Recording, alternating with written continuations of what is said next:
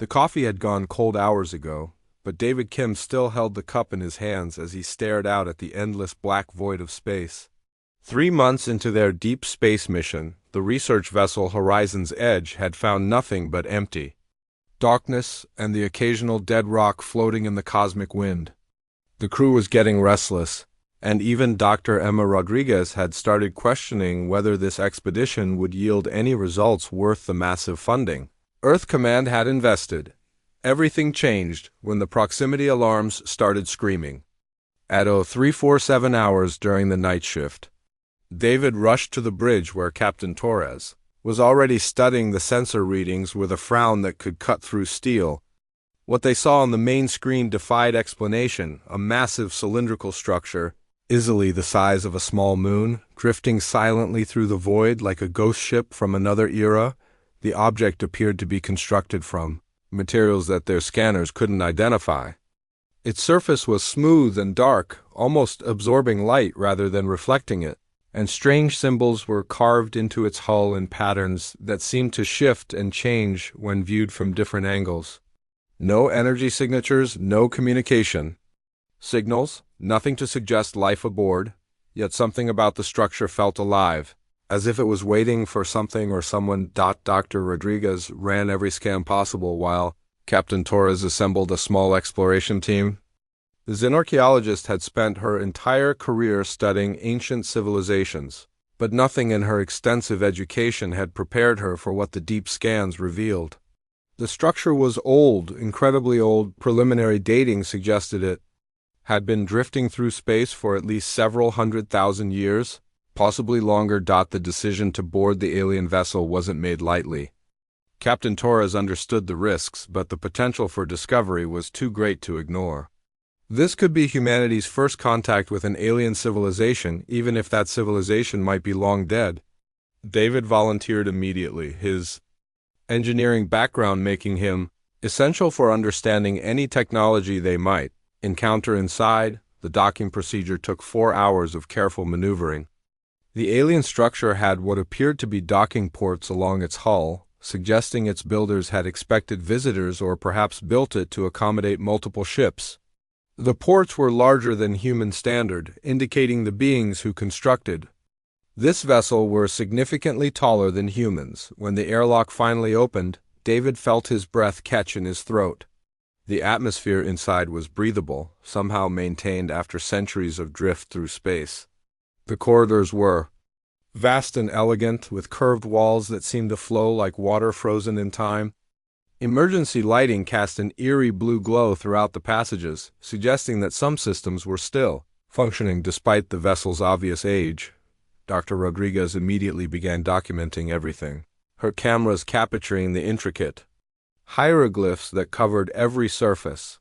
The symbols were unlike anything in human archaeological records. They seemed to tell a story, but one written in a language that had no relation to any Earth-based communication system. The ship's AI began attempting translation, but the process would take time. As they moved deeper into the structure, the team discovered vast chambers filled with what could only be described as works of art, crystalline sculptures that caught and reflected light in impossible ways, creating patterns that seemed to move and dance even when viewed from a stationary position. The craftsmanship was beyond anything humans had achieved, suggesting a level of artistic sophistication that spoke to a highly advanced culture. The real discovery came when they reached what appeared to be the central chamber of the vessel. The room was enormous, with a domed ceiling that rose several hundred meters above their heads. But it wasn't the architecture that made David's heart race. It was the inhabitants. Thousands of them, standing motionless in perfect rows, their crystalline forms catching the ambient light and casting rainbow patterns across the chamber walls. They were tall, nearly 3 meters in height, with bodies that seemed to be composed of a translucent mineral that looked like living crystal. Their faces were serene, almost peaceful, but their eyes were closed as if they were sleeping. Dr. Rodriguez approached one of the beings carefully, her scanner indicating that, despite their mineral appearance, these creatures were definitely alive. The readings were extraordinary. The beings showed signs of consciousness, their neural activity patterns suggesting they were aware, but somehow unable to move or communicate. They were trapped in their own bodies, conscious but helpless, like prisoners in crystalline cells.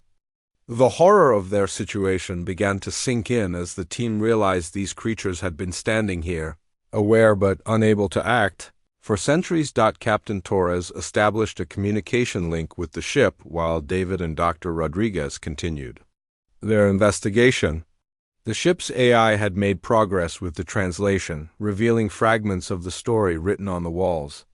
The beings called themselves the Veleth, and they had been a spacefaring civilization that once spanned multiple star systems. The hieroglyphs told of a great journey, a migration of their entire species aboard this massive ark ship. They had been fleeing some kind of cosmic catastrophe, seeking a new home among the stars.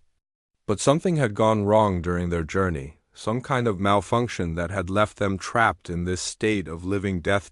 As David studied the technology around him, he began to understand the sophistication of what the Veleth had built. Their ship operated on principles that seemed to defy human understanding of physics, using energy sources that his instruments couldn't identify. Every system was integrated into a vast network that appeared to be designed to sustain life indefinitely. The most intriguing discovery was what Dr. Rodriguez began calling the Soul Elevator, a massive central shaft that ran through the entire length of the ship. According to the translated hieroglyphs, this system was designed to cycle what the Veleth considered their life essence between different levels of their consciousness. It was this system that had malfunctioned, leaving them trapped between states of being. The team spent hours documenting everything they could, but it was clear that solving the Veleth's problem would require understanding technology that was far beyond human capabilities.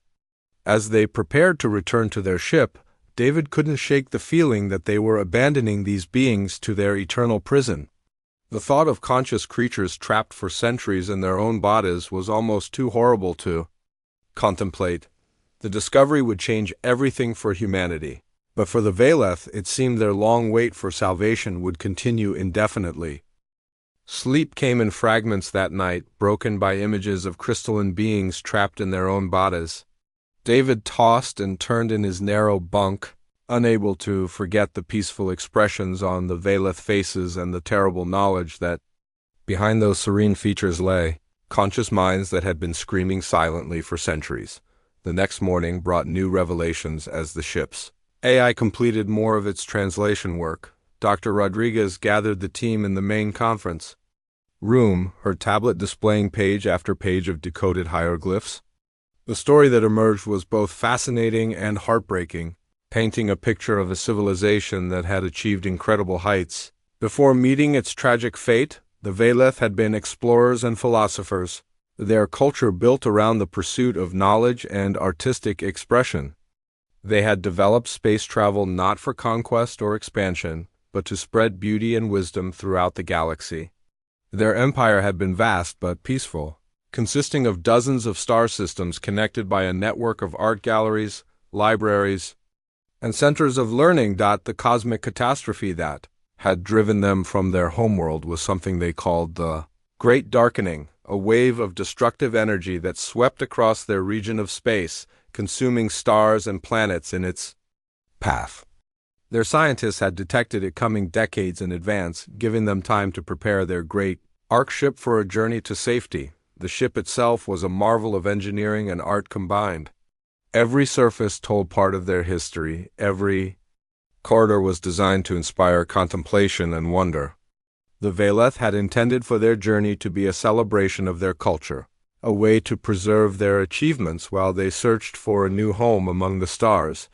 David returned to the alien vessel with new equipment, determined to understand the technology that had failed them.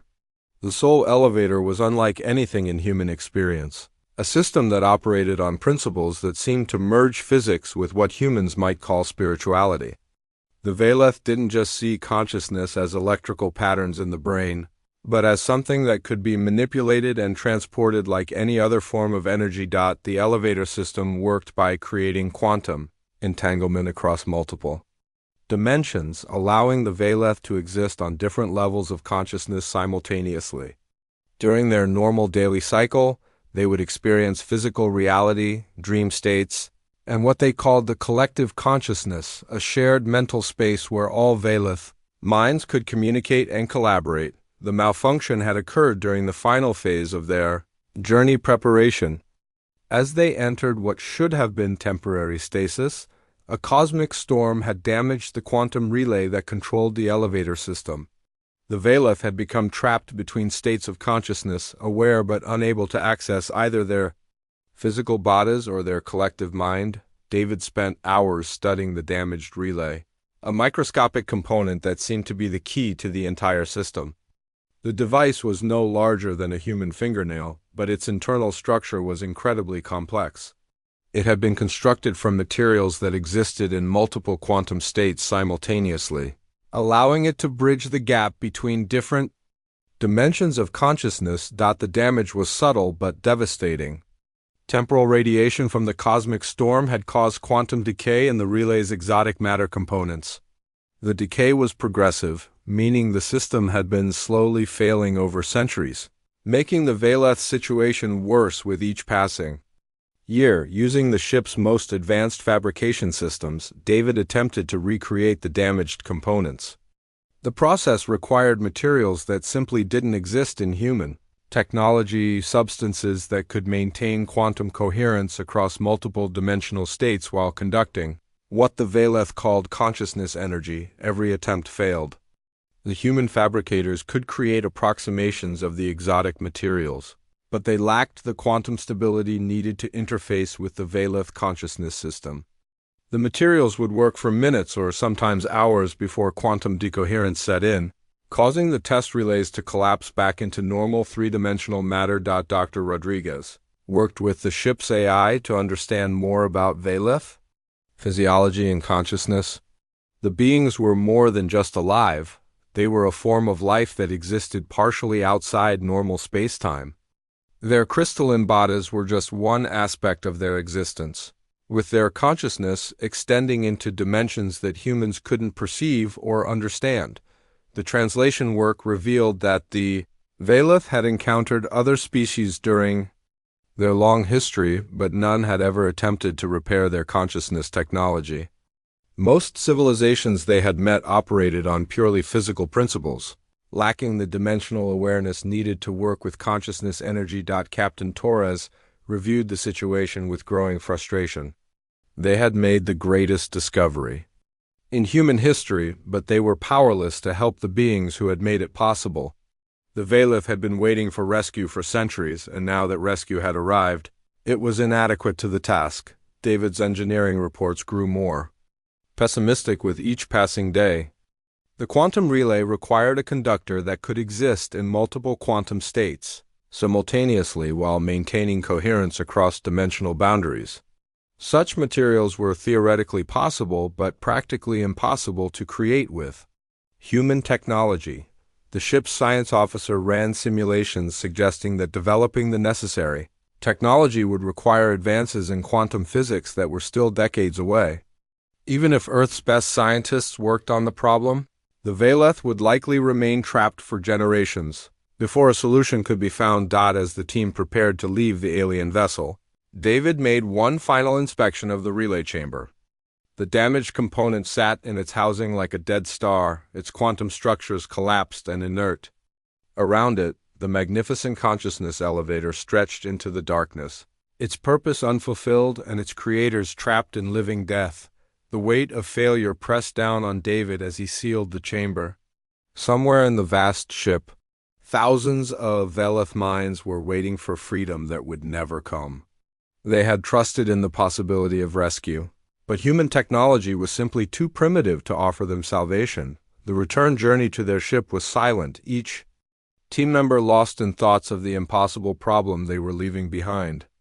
They had touched the edge of a mystery that challenged everything humans thought they knew about consciousness and reality, but understanding wasn't enough to provide solutions. That night, as David stared out at the stars, he wondered if the Velith had ever encountered a species like humanity, beings who could understand their plight but lacked the knowledge to help them.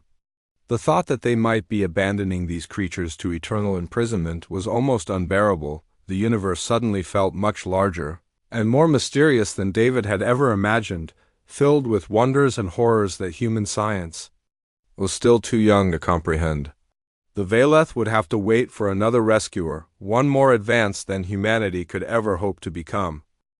The final day aboard the alien vessel felt like a funeral. David packed his equipment with mechanical precision, each tool carefully secured in its designated compartment while his mind replayed the countless failed attempts to repair the quantum relay. The Veleth would remain trapped in their crystalline prison, conscious but helpless, for however many more centuries it would take for a truly advanced civilization to find them.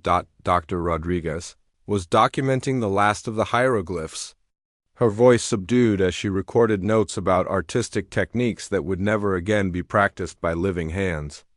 Captain Torres supervised the data transfer, ensuring that every scan and measurement would be preserved for future generations of human scientists to study and perhaps eventually understand. The weight of defeat hung over the team like a dark cloud. They had made the greatest discovery in human history, but it felt hollow when measured against the suffering they were unable to alleviate. David had spent his career solving problems, finding ways to make broken systems work again. But this challenge was beyond anything human engineering could address. As he reached for his notebook to record final observations, David's hand bumped against his shirt pocket. The small metal paperclip that had been holding his notes together for weeks fell onto the deck with a tiny metallic ping. He bent to retrieve it, a simple piece of bent steel wire that had probably cost less than a credit to manufacture back on Earth. The paperclip caught the strange blue light of the alien emergency systems, and for a moment David found himself really looking at it. Such a simple device, nothing more than metal shaped into a useful form, yet it had been invaluable during their mission. He had used it to hold documents, to reach into tight spaces, to conduct simple electrical tests when more sophisticated equipment wasn't available. Something about the way the light reflected off the metal made him pause. He held the paperclip up to his portable scanner, more out of curiosity than any real scientific purpose. The readings that appeared on his screen made him blink in surprise and run the scan again to confirm what he was seeing. The paperclip was showing unusual quantum signatures. The primitive steel alloy, when exposed to the alien ship's exotic energy field, was beginning to exhibit properties that shouldn't be possible. The metal was existing in multiple quantum states simultaneously, something that his failed attempts at fabricating relay components had never achieved. David's hands began to shake as he realized what he was looking at. The paperclip's simple molecular structure, combined with trace impurities from Earth's magnetic field, was creating exactly the kind of quantum instability that the Veleth consciousness system required.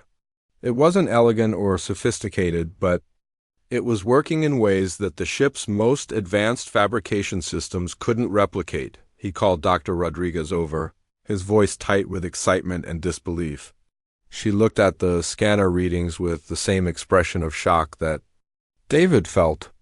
According to the instruments, the paperclip was actually more compatible with the alien technology than any of the exotic materials they had attempted to synthesize. Captain Torres joined them, her practical mind immediately focusing on the implications. Could something as simple as a paperclip really succeed where their most advanced technology had failed? The idea seemed impossible. Yet the scanner readings were undeniable. David explained his theory as quickly as he could form the words. The Veleth had built their systems using perfect materials with precise quantum properties. But perfection wasn't always the answer. The paperclip's imperfections, its random molecular variations and trace contaminants, were creating quantum chaos that somehow resonated with the damaged relay system. The Veleth had been trapped by their own sophistication. They had created technology so advanced that it required equally advanced solutions. But sometimes the most complex problems needed the simplest answers. The paperclip wasn't trying to be perfect. It was just a piece of metal that happened to have the right kind of chaos to bridge the gap in their consciousness. System. Dr. Rodriguez pointed out the elegant irony of the situation. The Veleth were philosophers and artists who had spent centuries contemplating the nature of consciousness and reality. Yet they had been saved by the most mundane of human inventions, a simple tool that office workers on Earth used to organize. Their papers. David knew they had to try, but the risk was enormous. If he was wrong, he might damage the relay system beyond any hope of repair. The Veleth would not only remain trapped, but their prison might become even more secure. The weight of potentially condemning an entire civilization to eternal suffering pressed down on him like a physical force, but the alternative was to leave them trapped anyway. The paperclip represented the only hope they had found, however slim that hope might be.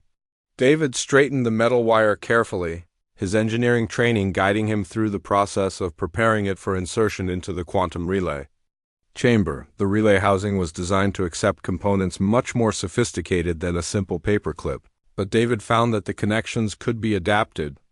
The Veleth engineering was elegant in its simplicity, allowing for modifications that their creators had probably never imagined would be necessary. As he worked, David reflected on the fundamental differences between human and Veleth approaches to problem solving. The Veleth had built their entire civilization on the pursuit of perfection, creating technology that was beautiful and precise. Humans, on the other hand, had learned to improvise and adapt, to find solutions using whatever materials were available. The paperclip represented thousands of years of human ingenuity, the accumulated knowledge of a species that had learned to survive by being clever rather than perfect. From the first human who had bent a piece of metal into a useful shape to the modern factories that mass-produced billions of these simple tools, the paperclip embodied humanity's greatest strength. Dr. Rodriguez watched David work with growing admiration. The scene before her perfectly captured what made humans unique in the galaxy. While other species might have superior technology or greater wisdom, humans had the ability to look at problems from unexpected angles and find solutions that others would never consider. The process of installing the paperclip was, surprisingly, simple. David carefully inserted the straightened wire into the relay chamber, adjusting its position until his scanner showed optimal quantum resonance.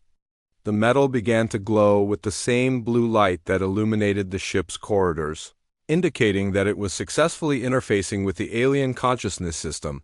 Captain Torres monitored the ship's energy systems as David made final adjustments. The ancient machinery was responding to the paperclip's presence, power levels fluctuating as systems that had been dormant for centuries began to stir. The soul elevator was preparing to resume its interrupted cycle, ready to free the Veleth from their crystalline prison. As David stepped back from the relay chamber, he felt a profound sense of irony.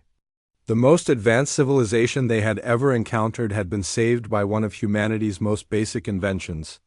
The paperclip, in all its simple functionality, had succeeded where exotic quantum materials had failed. The moment of truth was approaching. Either the paperclip would work and the Veleth would be freed, or David's desperate gamble would fail and they would remain trapped forever. The fate of an entire civilization hung on a piece of bent wire that had cost less than a credit to manufacture. The moment David's paperclip made contact with the quantum relay, the entire alien vessel shuddered like a giant awakening from ancient slumber. Deep within the ship's core, systems that had been silent for centuries suddenly roared to life with a sound like distant thunder. The emergency lighting flickered and then blazed brighter, casting dancing shadows across the curved walls as power flowed through conduits that had been dark for longer than human civilization had existed. David stepped back from the relay chamber, his heart pounding as he watched the readings on his scanner. The paperclip was working exactly as his desperate theory had predicted, its chaotic quantum properties creating a bridge between the damaged components of the Veleth consciousness system. The simple piece of steel was conducting energies that human science barely understood, channeling forces that operated beyond the normal boundaries of space and time. The soul elevator began its first cycle in centuries, and the sound was unlike anything the human team had ever heard. It wasn't mechanical noise, but something closer to music, a harmonic resonance that seemed to vibrate through their bones and touch something deep in their minds. the elevator shaft filled with flowing light that moved like liquid starlight. Carrying patterns that suggested meaning beyond human comprehension, Dr. Rodriguez grabbed David's arm, her voice barely audible over the cosmic symphony surrounding them. The hieroglyphs on the walls were glowing, their symbols shifting and changing as the ship's consciousness network came online. The ancient writing was no longer just historical record, but living communication, messages flowing between awakening minds as the Veleth began to stir from their eternal sleep. In the central chamber, the first crystalline being began to move. The motion was subtle at first, just a slight shift in posture, but to the humans watching it was miraculous. After centuries of perfect stillness, life was returning to the Veleth. The being's eyes opened, revealing depths of intelligence and awareness that spoke of a mind that had been dreaming for longer than humans had been walking upright. The awakening spread through the chamber like ripples in a pond. One by one, the crystalline forms began to move, their translucent bodies catching and reflecting the flowing light of the soul elevator. The sight was breathtaking and terrifying, thousands of alien minds returning to consciousness after centuries of imprisonment in their own bodies. The first Veleth to fully awaken was obviously someone of importance. Taller than the others and bearing intricate patterns carved into his crystalline skin, he moved with the dignity of someone accustomed to leadership. His eyes found the human team immediately, and his expression showed surprise, curiosity, and something that might have been gratitude. Communication came in the form of harmonic vibrations that resonated through the ship's structure. The ship's AI worked frantically to translate the complex patterns of sound into something resembling human language. The being identified himself as Elder Corvin, leader of the Veleth during their long journey through space and their even longer imprisonment. Corvin's first words were questions about how long they had been trapped and who had freed them. When the translation system conveyed that centuries had passed and that humans had repaired their consciousness system, his response was a complex harmony that the AI interpreted as profound amazement, mixed with deep gratitude. David found himself face to face with a being whose civilization had mastered technologies that humans could barely comprehend, yet who had been saved by the simplest of tools. He tried to explain how the paperclip had worked, describing the quantum properties of the crude steel alloy and how its imperfections had created the bridge needed to repair their system. Elder Corvin listened to the explanation with growing wonder. Through the ship's translation system, he shared his amazement that such a primitive device could accomplish what their greatest scientists had been unable to achieve. The Veleth had spent centuries before their imprisonment trying to repair the quantum relay, using increasingly sophisticated approaches that had all failed. The Elder explained that Veleth science had become obsessed with perfection and precision. They had created technology that was beautiful and elegant, but also fragile and difficult to repair. Their consciousness system had been designed to work with perfect components, and when those components failed, only equally perfect replacements could restore function, but the paperclip wasn't perfect. It was rough, impure, and chaotic at the quantum level. These imperfections, which would have been flaws in Veleth technology, were exactly what their damaged system needed. The random quantum variations in the steel had created a buffer that allowed the consciousness energy to flow despite the damage to the original relay components. As more Veleth awakened, the ship filled with their harmonic communications. The sound was beautiful and complex, like a choir of crystal bells singing in languages that predated human speech. Dr. Rodriguez realized she was witnessing something unprecedented, the resurrection of an entire civilization that had been lost to time. Elder Corvin shared more of their history as his people continued to awaken around them. The Veleth had been travelers and teachers, spreading knowledge and beauty throughout their region of space. They had built their great ark ship not just to escape the cosmic catastrophe that had destroyed their homeworld, but to preserve their culture and wisdom for future generations. The malfunction that had trapped them had been a cruel irony. They had achieved immortality of a sort, their consciousness preserved in crystalline form while their bodies remained young and healthy.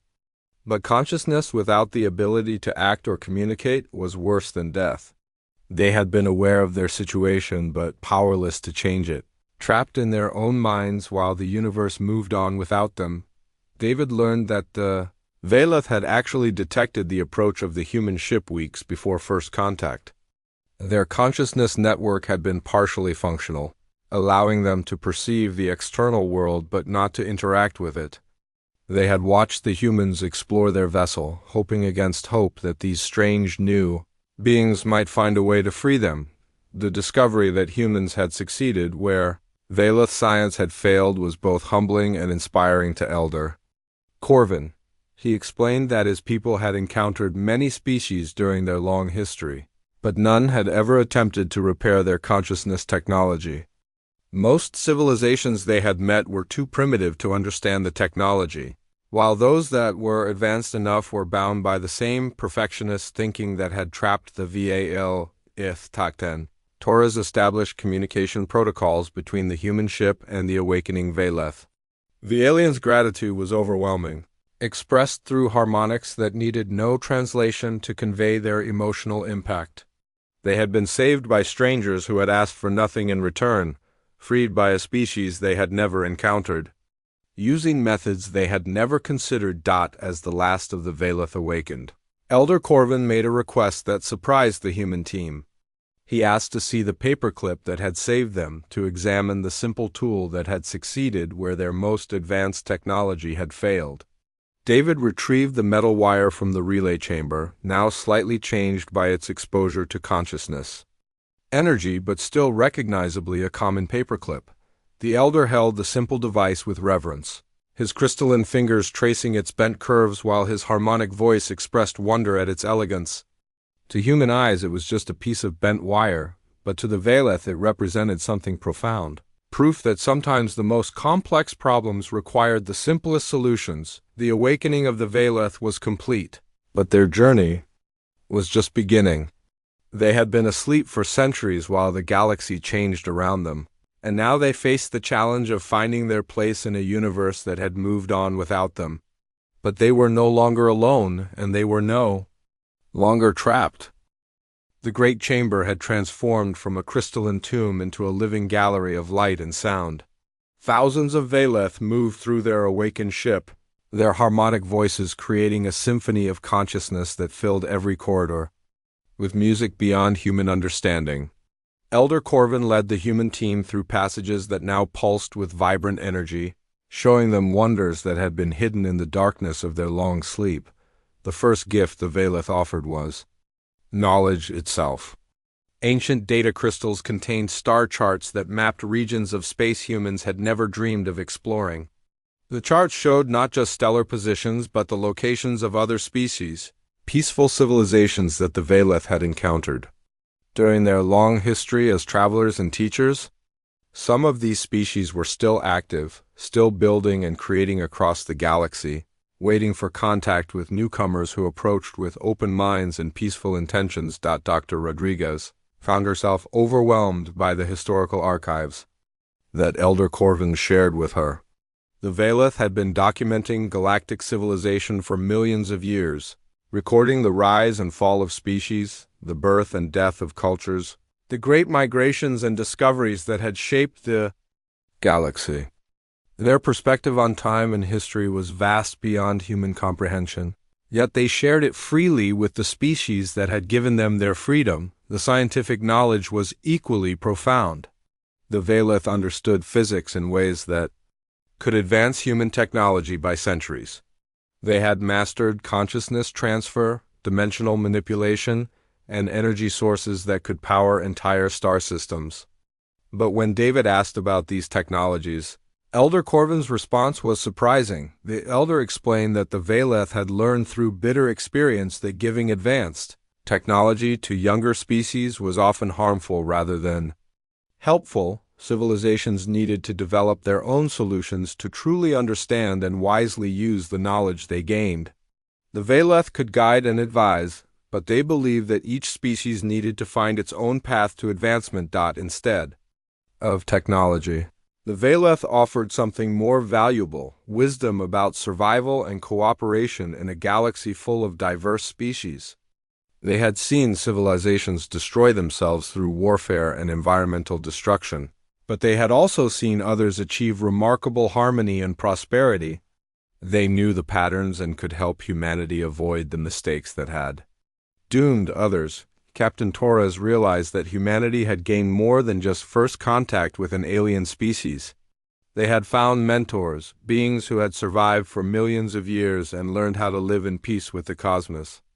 The Veleth could teach humans not just about technology, but about the deeper principles of existence and consciousness that governed life throughout the galaxy. The conversation turned to the paperclip that had made everything possible. Elder Corvin had been studying the simple device, and his analysis revealed something remarkable. The paperclip's success hadn't been pure luck. It represented something fundamental about human nature that the Veleth had rarely encountered in other species. Most civilizations, the Elder explained, followed predictable patterns of development. They began with simple tools, gradually developed more complex technology, and eventually became locked into rigid ways of thinking about problems. The Veleth themselves had fallen into this trap, becoming so sophisticated that they had forgotten how to think simply. But humans were different. Despite their advanced technology, they had retained the ability to improvise and adapt. They could look at a problem and see solutions that others would never consider.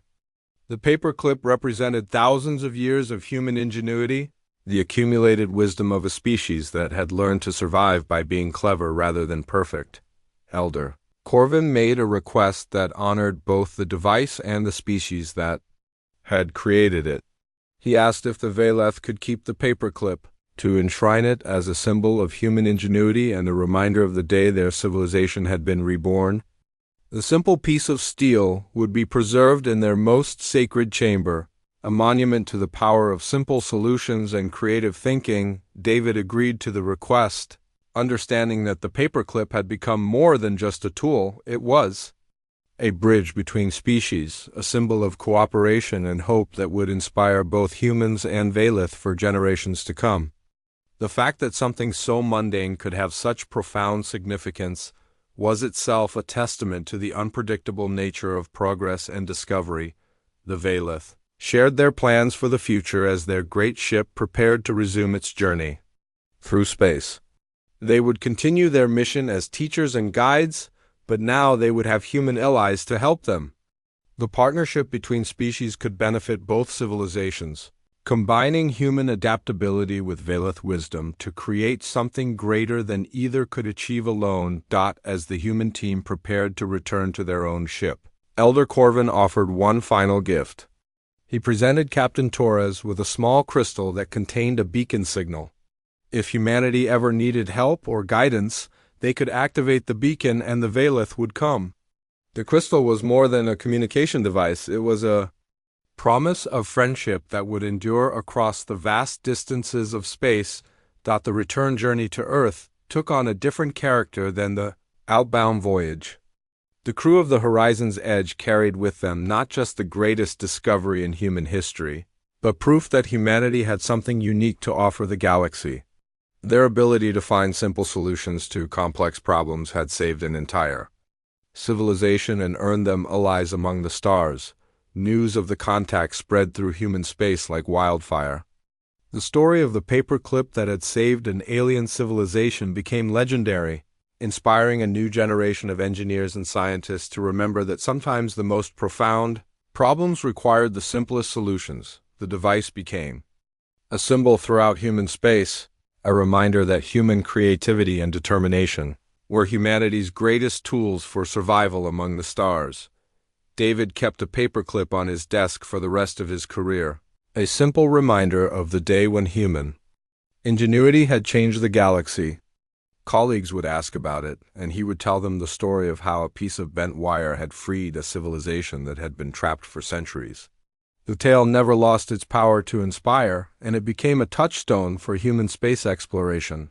The Veleth became humanity's first true alien allies, and their ancient wisdom combined with human ingenuity led to a golden age of exploration and discovery. Together they opened doorways to new worlds and new civilizations, spreading the message that Cooperation and creativity could overcome any obstacle. The partnership proved Elder Corvin's theory about the importance of diverse approaches to problem solving. While the Valeth provided knowledge and wisdom, humans contributed adaptability and innovative thinking.